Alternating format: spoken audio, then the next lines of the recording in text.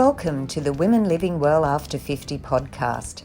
I'm Sulon Carrick and I'm passionate about inspiring, motivating, supporting and informing women over 50 to embrace this exciting time of life.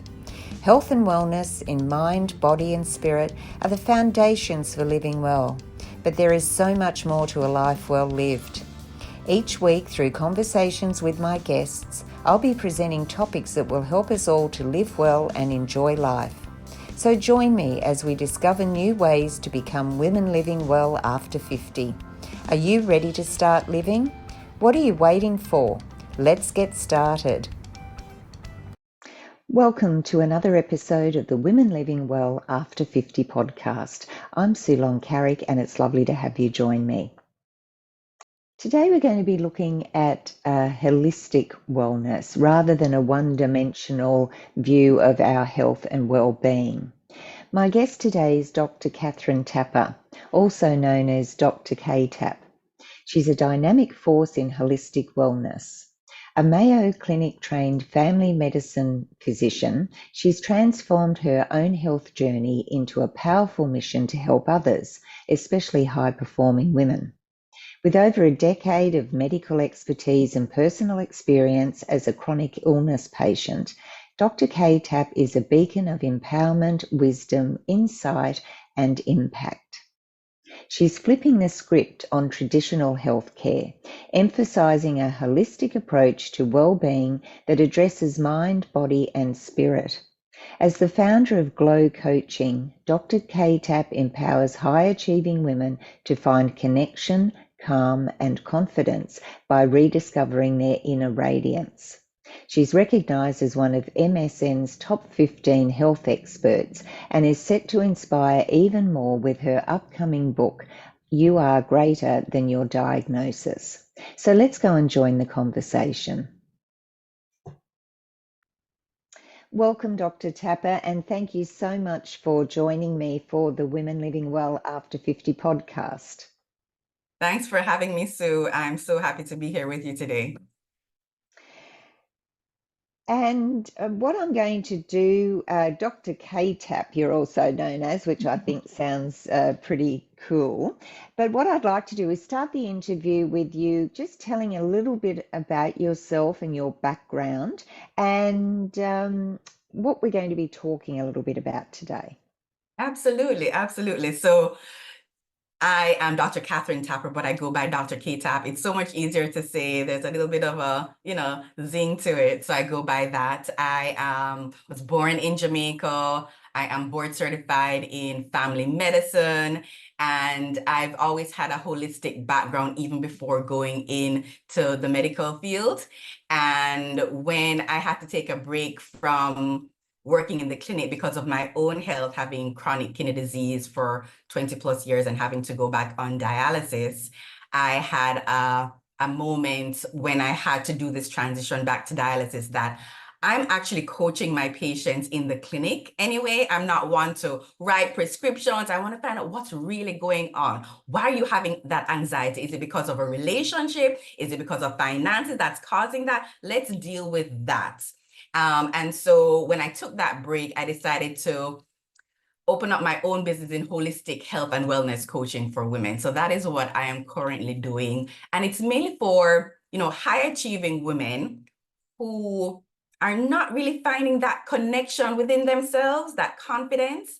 And so that's what I help them to do, to connect the dots so that they can feel connected, more calm and more confident within themselves so that they can really thrive in their purpose-driven work. So we talked, or in the information you sent me, you mentioned breaking the stigma of how women view their health. What do you mean by that?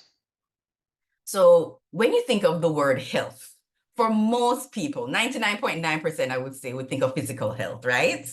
Yes. And so I want women to really think of their health more than just physical health, more than just mental health, more than just spiritual health, right? I want you to think about those. But I also want you to think about your health and wellness in terms of your financial wellness, your occupational wellness, your environmental wellness, all of those different aspects of your life are really all about your health and wellness, and we can't separate them. We know that intellectually, but are we truly putting those pieces of the puzzle together, figuring out what's really going on so that we can truly have a great quality of life while we're here on earth?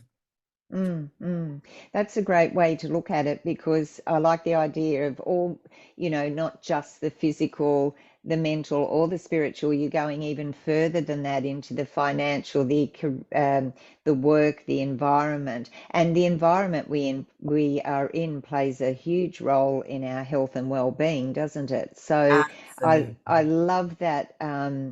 All-encompassing health. I think the problem is that for a lot of women, especially if they have a career and a family, and even later on, when people retire, they fill their life with things and activities and so forth, which is great, but they don't always put their health first, and they tend to brush things aside, especially if you're working. You sort of think, oh, well, I don't feel too bad, I'll just push that aside, or they don't want to know what's wrong. And so then things can have a snowball effect, because if we start perhaps not being physically well, but as you say, what is the cause of that? It could be something totally different that you're not even thinking about. So I like your idea of just not writing a prescription immediately, but actually delving into what could be wrong. Yes, absolutely. And, we have to know that we are worthy. We have to know that we are worthy. We grow up in this world where the work that we do, we are valued based on that for the most part in most of the world, right? And we have to realize we don't have to be put in that box whatsoever. Mm, We don't have to work, work, work, like you mentioned before, and then later on you enjoy your life when you retire. No, we don't have to do it that way. We can enjoy life right now. And in order mm. to do that, we have to be well from the inside out. Yes, yes. So you are you've had a lot of experience, like in your career, but also personally, with your kidney issues and dialysis and all of that. That must have given you a lot of time to think about, you know, I want to enjoy my life now, not wait for the future. So you're in the process, you've got an upcoming book coming out, and I'd like to talk a bit in depth about that, where it is you are greater than your diagnosis. So let's just talk about that for a time. Yeah, absolutely. I was diagnosed when I was 19, second year of college. So I was actually a patient before becoming a physician. And I can tell you without a doubt, Sue, that it really made me become a really great physician by becoming a patient first, even though I would not want to be sick. But I see the benefits of the things and challenges that happen in my life, one of which is being diagnosed with chronic kidney disease, and just the perspective shift that has Mm, happened has really allowed me to see my patients differently, the world differently, and doing things differently because I see things differently. So going back to the book, You Are Greater Than Your Diagnosis, I want people to know that they don't have to be defined by the medical condition that they have, because that is something that we can embrace willingly or unwillingly, just automatically. This doom and gloom sense of, oh my gosh, my life is over because of this diagnosis. No, your life is not over. You're still here. mm, You're still mm, here. So what can you do differently? How can you see things differently? You're going to definitely need help along the way. But when you know that you're not defined by your circumstance, outside of even diagnosis, but it could be mm, something financial as well, right? But mm, not being diagnosed by your circumstance, diagnosed, not being defined by your circumstance, but truly understanding who you truly are from the inside out, how you can feel well within yourself is what I portraying throughout the book. So I give 10 different steps of how you can glow within yourself with having a diagnosis.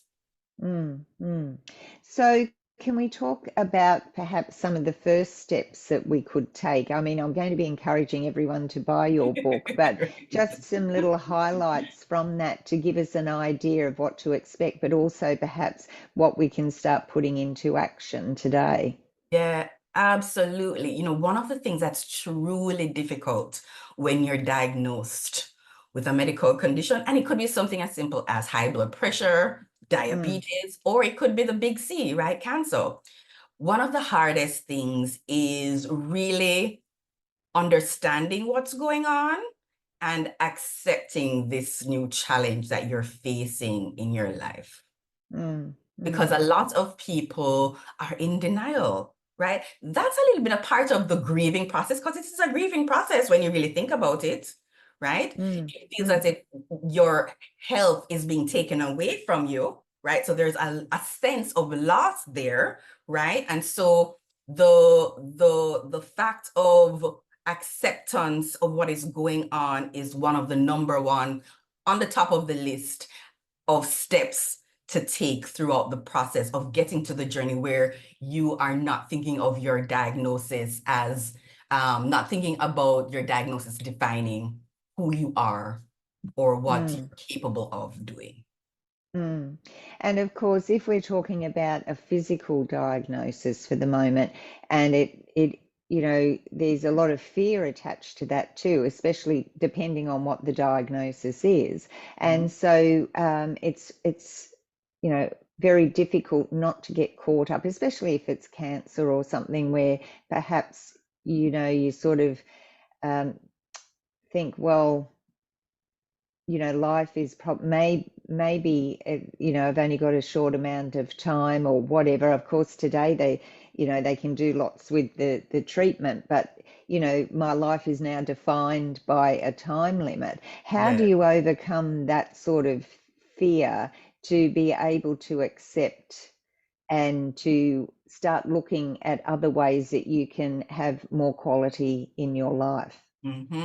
So first of all, when I say acceptance, that takes time, right? Because everyone is different. And as you mentioned, it all depends on what you're diagnosed with, right? Because someone being diagnosed with high blood pressure is going to be different from someone being diagnosed with rheumatoid arthritis, right? And so that takes time. So I don't want it to say, yes, I'm going to accept it and then done. No, absolutely not. But it's before even the acceptance, there is a sense of honesty of just where you are. And I'll speak for myself. It's very easy. It's almost automatic to want to kind of hold everything in. I am dealing with this. This is mine to deal with. And what I found out really early at 19 was how important it was to ask for help and also be open to receive help. Yes, that's important, isn't it? Because sometimes, well, firstly, we don't want to ask for help. We want to think that we can do things ourselves, we're independent. But, having that help and support especially if you're going through a difficult time, whatever it is, whether it's physical or, some other experience, having that support. But the key there is you might ask, but then as you say, you have to be open to that help, because going away from it's not a physical condition. Just say you've asked someone to help, and then they're not doing things the way you would like them done, or things like that, and you tend to go, oh well, don't worry about it, I'll do it myself, rather than just accepting that help and thinking, well, that's one thing I have to be concerned about. Doesn't matter how it's done, it's getting done. That accepting that help can sometimes be a stumbling block as well. Yes, especially as women, right? Especially as women, we we have the capacity to do so much, right? Bear children, go to work, take care of the family, all of that. But we have to realize we don't have to. do all of that. We can, but we don't have to do it all on our own, because that in and of itself, taking on all of that, can compromise our well-being if we're not really being mindful and listening to, to our body, our mind, our spirit, and all of that. And I don't think we take enough time to listen. I think that we get Ah, caught up trying to prove that we can do everything, mm-hmm, wearing that badge of busyness, and not giving ourselves the time. Yet, if there was someone close to us, whether it be partner, parent, child, whatever, friend, we're more inclined to make the time to help them and mm-hmm. to work out what they can do rather than making our time for ourselves. Uh-huh, absolutely. I'm so happy you brought that up, Sue, because you're absolutely right about it. We need to make time we need that quiet time. And I've come across people, clients, even patients where, it's very uncomfortable for them to be alone, be by Mm, themselves, right? mm, Or to sit in silence. That's something that a lot of people aren't used to doing. It's uncomfortable for them, which makes sense if that's not something that they're used to doing, right? mm, mm, And you brought up the busyness badge, right? And women wearing that so proudly. But if you're always that busy, then there is no time for this. You're not making time for the silence. So it's much easier in the world that we live in to do and do and do mm. rather than being. Yes, yes, that's right. And, I think sometimes too, we're coming back to that fear. You don't really want to um, reflect too much because you might find something that you don't want to acknowledge, Mm-hmm. and that can be a factor as well. Mm-hmm. Absolutely. Going back to being honest, right? The honesty piece Yep, that I'd yeah, mentioned before. Yes, yes, it can be very scary, let's just say, right? It can be very anxiety ridden. But when we are distracting ourselves, when we are keeping busy and we're not acknowledging these things, are we truly growing? mm, mm. Right? No, When this is how I see challenges, right? Whatever that might be, health, relationships, finances, challenges come up for us to grow. And so if yes, we're able to open up, I like to say, I shift my obstacles into opportunities, right? An mm, opportunity for me to grow. What can I learn from this? And that takes a level of introspection, right? And mm, reflection.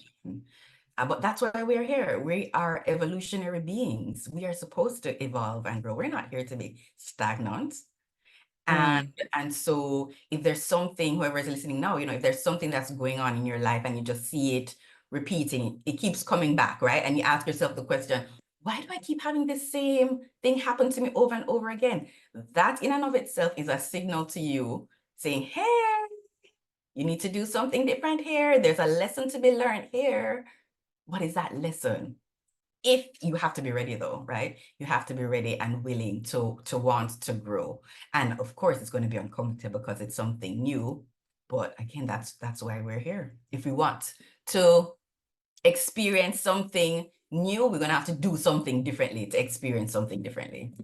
that's right. And change is always a challenge because we like to be in our comfort zones. We like to think we're in control, Mm-hmm. but what we don't realize is that if we do have that courage to go through change, what the result is can improve our lives, improve our who we are, and you've got to go through that, and it doesn't always have to be painful, but it comes down to mindset as well, doesn't it? Because It if you don't does. have the right positive mindset, be ready, as you said, be ready to change, Mm. then it's going to be a much more difficult process. It is. And one last thing I'll say about this too is that if we realize that The function of our brain is to survive. And so that's why it appears to be difficult to change, because our brain is telling us, well, we don't know what's going to happen if you do this, but if you do this, even though it might be something you don't want to experience, you're going to do it because your brain is here. You have your brain. It's just in survival mode from back in the day. And so if we can realize that, because the other thing too is we can play the blame game with ourselves. Like, why can't I change? Why this? Why that? But if we can separate, if we can separate who we are from the function of our brain and know that we have the control over our brain and see that that's a mindset shift right there, Sue, then we'd be able to move forward and not be stuck. We can at least take that next step. So let's talk about Glow and the coaching that you do. You're working with women, because this is something I think that a lot of women and people in general don't necessarily realize that having coaching, or that is a form of reaching out for help. If you don't want to talk to someone that's near and dear, sometimes it's a little bit harder to open up to them and tell our true feelings to. Sometimes it's easier to talk to a stranger, for want of a better word. So with Glow coaching, what do you do with the women that come to you and reach out to you? Yes. So with Glow coaching, first I want to just say a little bit about the name itself. Maybe for some it's self-explanatory, maybe not. No. But you may have already heard that there is a light within you, and I'm here to remind you that you do have a light within you. And we can allow that light to be dimmed within us based on some of the things we've spoken about before, right? Distractions, maybe it's trauma that we've had in the past, lack of self-worth, whatever that thing is. And so I help women to really understand who they truly are and the connections that they can make within themselves so that they can truly thrive within their lives. And I mainly focus on women that are feeling stressed and overwhelmed, whether they are stressed from, a business that they're running, and they know that they want to seek out something differently, that there's something missing, even though they think they are successful. And that's a whole other topic, because it depends on what you define as success, right? But really having them understand what's going on within them that's maybe keeping them stuck, keeping them in that overwhelmed state. And it truly is, as you said before, it's that mindset shift, because people think that the way they think now, they have to continue to think continuously, right? So excuses, I'm too old to change, right? I've tried everything. You've tried everything but you haven't tried everything, right? And so I take them through this process of how they can really connect within themselves to find that inner calm. That light then begins to shine and they show up in more confidence, and things just flow in different aspects of their lives because they started at the center, which is themselves. Yeah, that's important. The recognizing, I suppose, that you are, in control of how you live your life, or you are in control. I think a lot of people go, well, I'm not really, because, I've got to go to work, or I don't have the money to do this or whatever. But at the end of the day, if you just pared it all back, you do have control of saying yes, saying no, how you respond to certain things that happen to you. So can we talk about how we can build up that confidence and belief in ourselves to know that we are in control? No matter what is happening around us, the way we respond is our control. Exactly, Sue. Exactly. Because that's the only thing you have control over. You don't have control over what's going on around you, right? What's going on in the world. The only thing that you have control over is how you respond, how you consume things around you, and what you internalize, right? What you allow to affect you and how you respond to the things around you. So you're really in control of you. So one of the things that I would say in order to start that process, it goes back to what you value. What are your core values? Write down what your core values are, right? Just think about that right now. What are your top 3 values that you have in your life, right? A lot of people say family, etc., etc. You need to be at the top of that. You need to be in the top 3. You have to be in the top 3, and you have to know that within yourself. You have to know that within yourself. That is one of the first things, because if we are going along with how we see the world and valuing money at a high degree, yes, we need money to survive, right? It's the root of exchange with the things that we need and the things that we desire. But that is not what you want to focus on. You want to focus on, it's really not the money that we want. It's what comes with the money.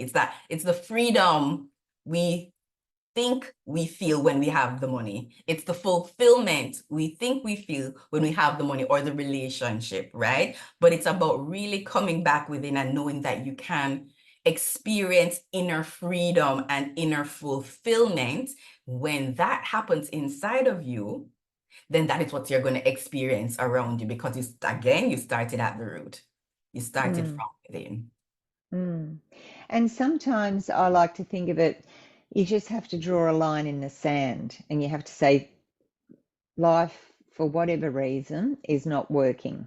It might be from a health perspective, it might be from other external things like finances, or you're not happy in your job, you're not happy in what your life is like now that you've retired, because that, I know that you work with women in careers and so forth, but women who've retired as well can also be going through, that's a huge change. And if they Yes. haven't prepared for it, Mm-hmm.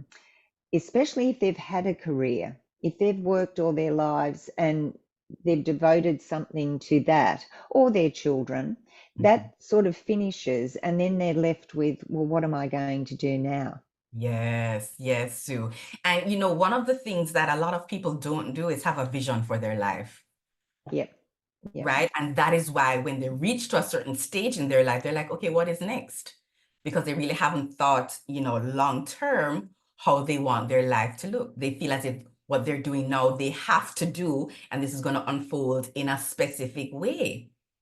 But if we're able to start with a vision, no limitations, but you start with a vision for your life, not just what's going to happen tomorrow, still a vision, right? Not what's going to happen at the end of the year, but what you truly want to happen long term, and really thinking about that, then you have some more direction. That means you're living with more intention, and knowing that in order to get to the vision that you have, you need to start the steps now. So what are the steps that you're going to start now? What are you going to embrace now? What are you going to embody now? Because the thing that you want in the future, you can embody that now. There's no waiting involved. It's about enjoying the journey, which a lot of people don't do, right? Oh, I have to go to work, or, oh, what am I going to do now that retirement is going? Oh, my kids have left, right? But what is that vision that you have for your life? And really thinking about that. Of course, the answer might not come right away, but continue to ponder what that means for you. And maybe you don't start with a physical thing. Oh, I want a house, I want to travel. Maybe you start with how you want to feel. I like to have my clients do that first. Like, how do you That's want a to great feel? way. And then go from there. Because then those things will come to you as to, oh, I want to feel free. Okay, what does that look like? Maybe it's traveling. Maybe it is going to all the different national parks. I guess I'm just speaking from personal experience, right? What I want to do. Serve more people, speaking on stage, all of those things. What do you want to feel? I want to empower other women. I want to really be there for my kids and set an example of health and wellness. Whatever that is for you, but really truly embody that on a deeper level. And I think that's a great place to start right now. Yes, I think that is the key on how do I want to feel. We don't, even when we're talking about vision, I think a lot of people get caught up in the terminology, vision, and they go, oh, I don't really know what that means, so I can't think about that. I'll just put a roadblock up. Mhm. Whereas it's all about, as you just said, having a vision for the long term. What does your future self look like? How do you see yourself in the future? What would you be doing? But it all comes back to that, how do I want to feel? I think is a great starting point. Yes, I think it's just easier for people to think that Mm, way, and then the other things can come from that. And then knowing that the feelings that they want to have, they can empower themselves to have that now. And mm. that's the most Um, I was talking to a friend the other day, and we were talking about how there is so much, especially on social media, how, oh, you should be doing this, 9 ways to do that. Don't do this, don't do that. Don't wear this color. You're over such and such. You shouldn't be doing this, or you should be doing that. There's so many should, shouldn't, don't, won't, can't. We're just defined by all those negative type words. Yeah. And many of us, especially when you get to where I am, I've just turned 67. So, I've been retired for some time, and you sort of get to a point where you think, well, hang on, I don't want you. I don't want to be told. I know what I need and what I want. Mhm. So I think a lot of that.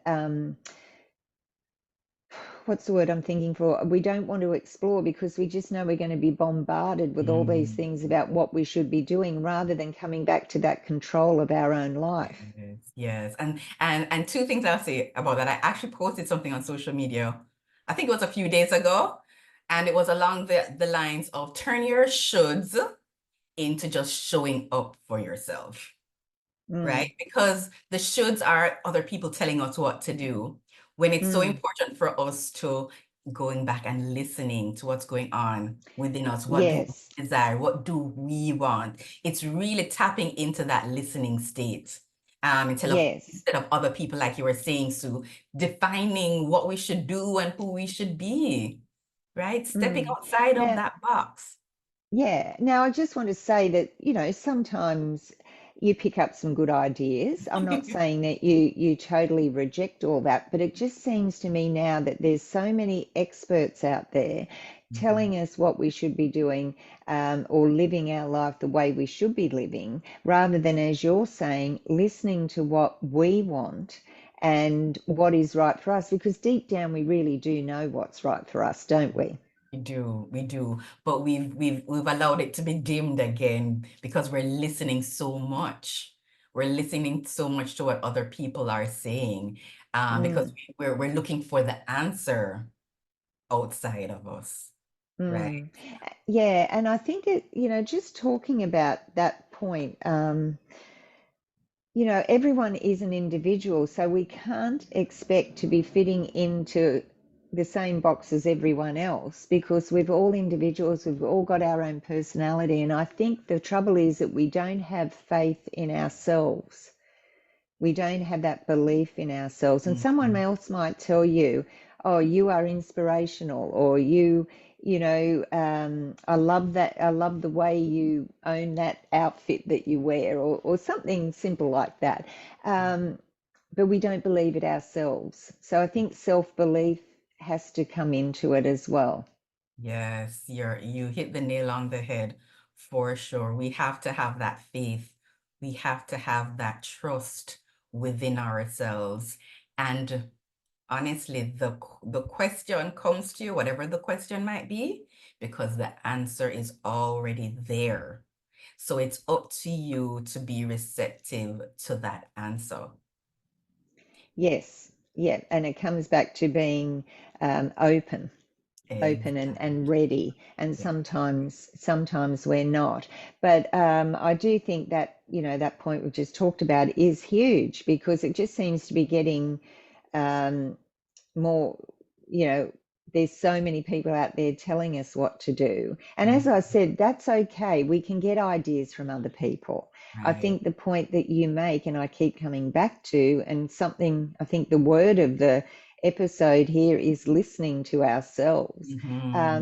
If you glean even the information you've given today, you take that in, you take the time to reflect on that and go, well, okay, is that for me? Is that going to be a benefit to me? Or is that someone, like in those articles where what you shouldn't be wearing after 50 or something like that? Who makes up the rules? There are Exactly. no rules except your own. We have to live in society. I realize that, but you have to be in control of your life and everything in your life. Exactly. And part of that is, we think, okay, am I doing the right way or is this the Mm, wrong way?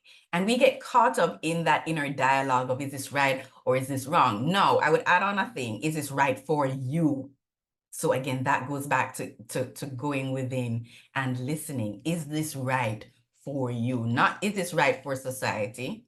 No, is this right for you? Does this make you feel good? Does this align with who you are and what your values are? You know? mm, mm. Mhm. And I just want to go back, and most people will know the word values has been around for many years, but can we just actually define what values mean? Mm.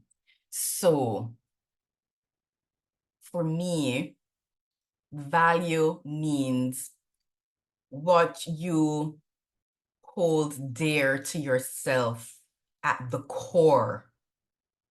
And it's at the foundation of how you are going to live your life. Yes, yeah. And, you know, we have to put ourselves in there, as you said, because it is our life. Mhm. So, when, we've talked about, because we're going to be coming towards the end of our interview soon, but are there any points that you could perhaps say, give the listeners, say, 3 points or tips that they could use today to just start listening to themselves and Mhm. to start getting that vision into place? Absolutely. The one thing that I would say is to use what you already have. Number one, we are breathing right now without even consciously thinking about it. Mm, mm, So going back to what you already have, using the tool that God has given you, right? So just breathing in and out deeply. And to mm, calm your nerves, for example, taking a deep breath in for a count of 4. 1, 2, 3, 4. And then on your exhale, you're exhaling for 8. mm, mm, And what that does, it helps to stimulate the parasympathetic nervous system, which is your rest and digest. So it's that rest part that's allowing you to calm your nerves down. So as long as your expiration is longer than your inspiration, then that is one way that you can connect with yourself and start listening. Because guess what happens? You're not thinking about everything else going on in your brain, right? You're thinking about that one thing, which is your breath. mm, And so that is what helps you to concentrate on that thing. The breath allows for more oxygenation to go to your brain. There's whole physiology behind it. But you're able to, and then you're stimulating your nervous system that calms you down. Right? mm, So there's so many things that are going on with you intentionally breathing that can allow you to connect more within yourself and start listening. So that would be number mm, one. Number mm, two, one of my favorite things, maybe all of them are, but connecting with nature. Connecting with nature, taking a walk outside, watering your plants, touching plants, whatever that looks like for you, breathing fresh air outside, right? Kind of 2 in 1, right? mm, That also allows you to see life beyond just the physical you.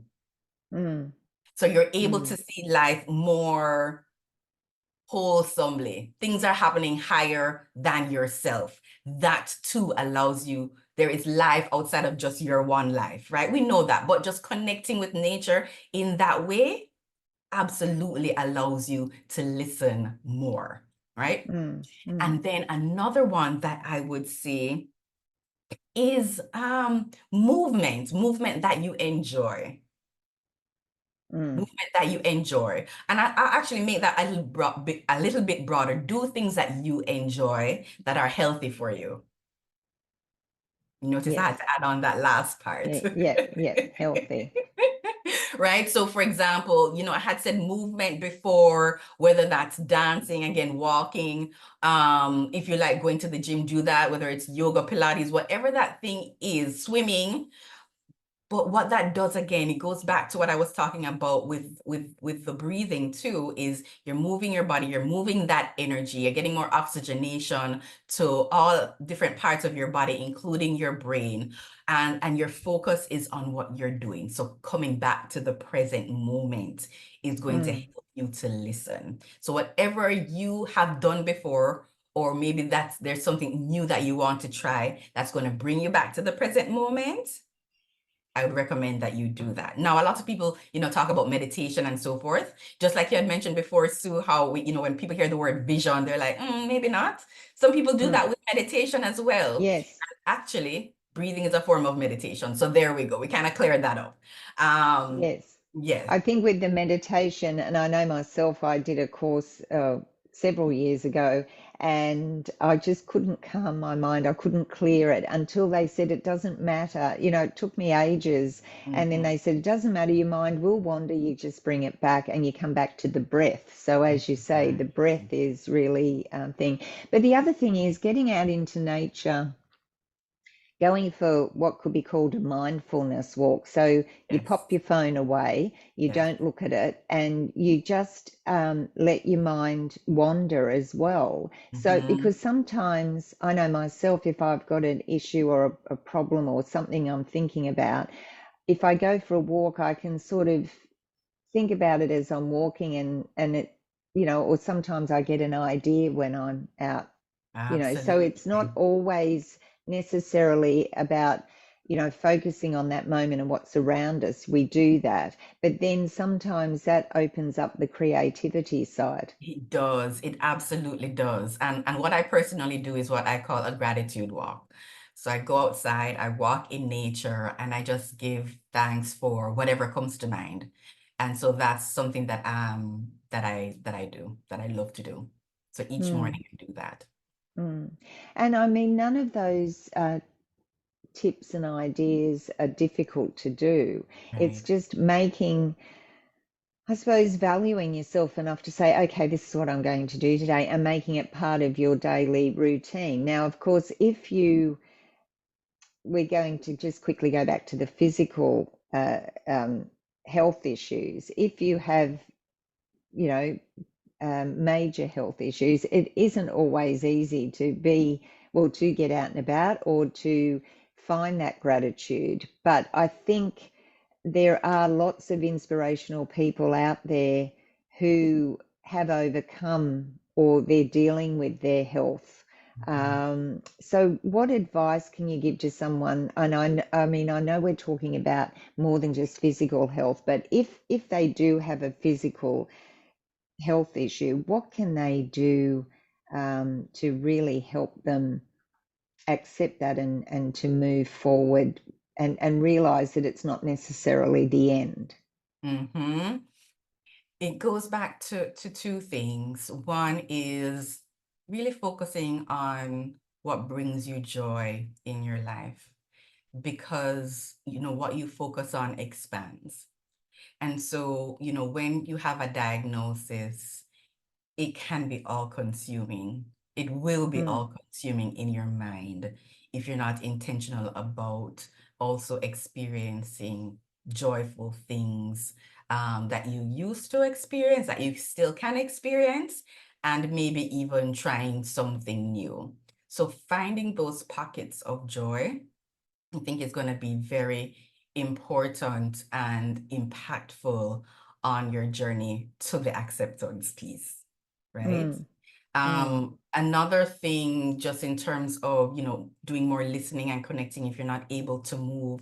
And I'm so happy that you brought that up because that's true, right? Some people have physical disabilities where they're not able to move their body. There's two things I would say. One is there can be a modified version of how you can connect with yourself or find something totally different, right? So maybe you're able to just move your arms where you are, right? Just in terms of movement. Maybe you're not able to go outside and walk. Maybe someone can take you outside and sit outside. Or maybe you can do something within your home and just connect with a plant. Or maybe you can just look outside, right? And connect that way. Other things that are helpful too is, I mentioned my gratitude walk, giving thanks for what you actually have. And that helps to shift your focus away from the problem as well.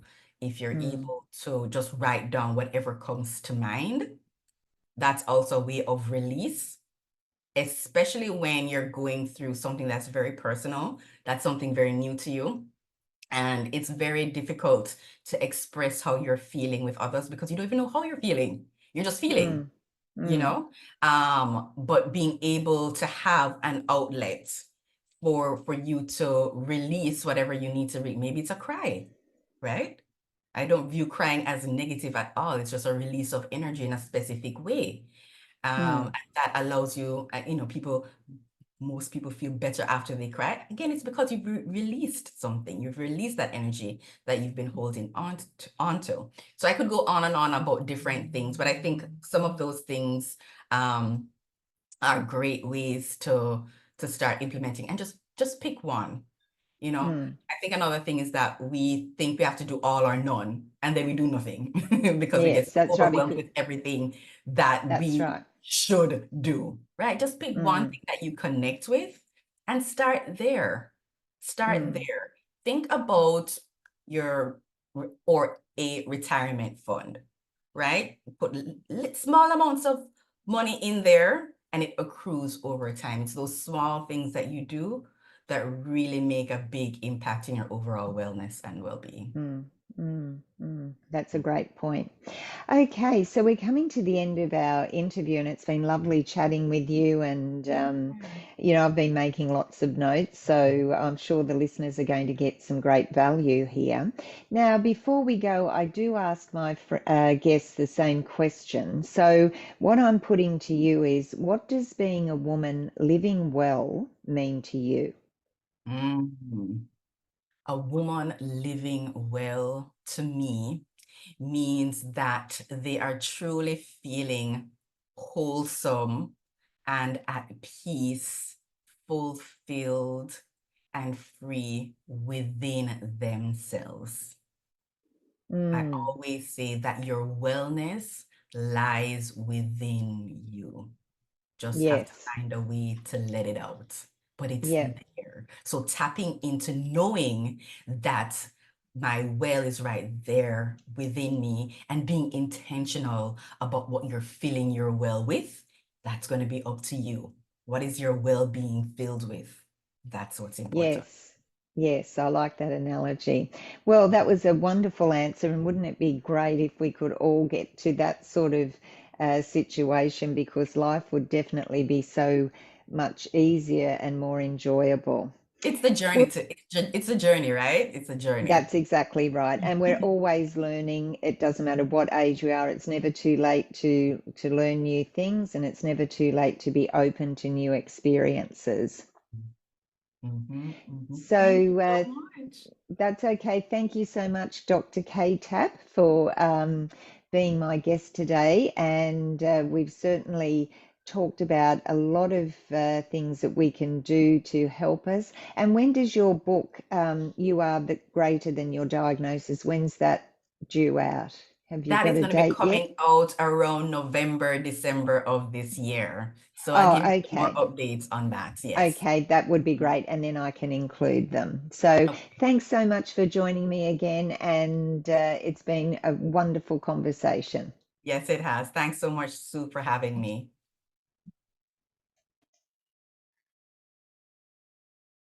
Well, Well, I enjoyed that conversation with Dr. Kathryn Tapper, or Dr KTap as she's known. And the one overarching point was that we need to listen to what we want to do, listen to how we are feeling. So today, why don't we all take 5 minutes out of our day to actually give ourselves some self-care and listen to what we are feeling and what we are thinking and what we would like. So I hope you've enjoyed this episode of the Women Living Well After 50 podcast. I hope that you will share it with a friend who will no doubt benefit from its content. And that's all we have time for today. So until next time, remember to live well, enjoy life, and most of all, be a woman living life your way. Bye for now.